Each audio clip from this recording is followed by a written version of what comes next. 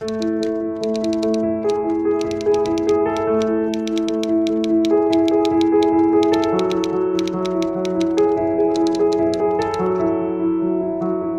am addressing you, the youth, not because I overlook your parents, but rather because the future of your nations and your country will soon be in your hands. And I also find that the sense of quest for truth is more rigorous and attentive in your hearts.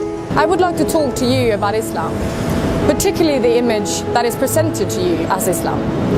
Many attempts has been made over the past 2 decades, almost as the disintegration of the Soviet Union, to place this great religion in the seat of a horrifying enemy.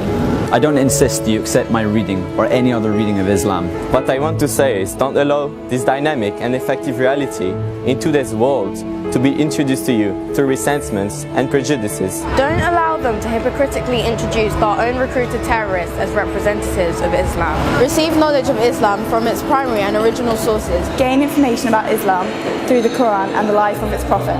I would like to ask you whether you have directly read the Quran of the Muslims.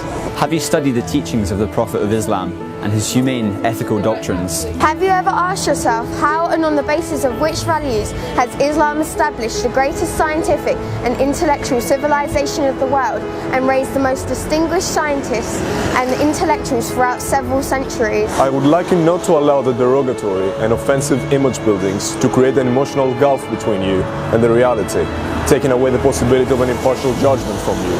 Today, the communication media have removed the geographical borders. Hence, don't allow them to besiege you with fabricated and mental borders. Although no one can individually fill the created gaps, each one of you can construct a bridge of thought and fairness over the gaps to illuminate yourself and your surrounding environment. Therefore, don't miss the opportunity to gain proper, correct and unbiased understanding of Islam, so that hopefully, due to your sense of responsibility, future generations would write the history of the current interaction between Islam and the West with a clearer, conscious and lesser resentment.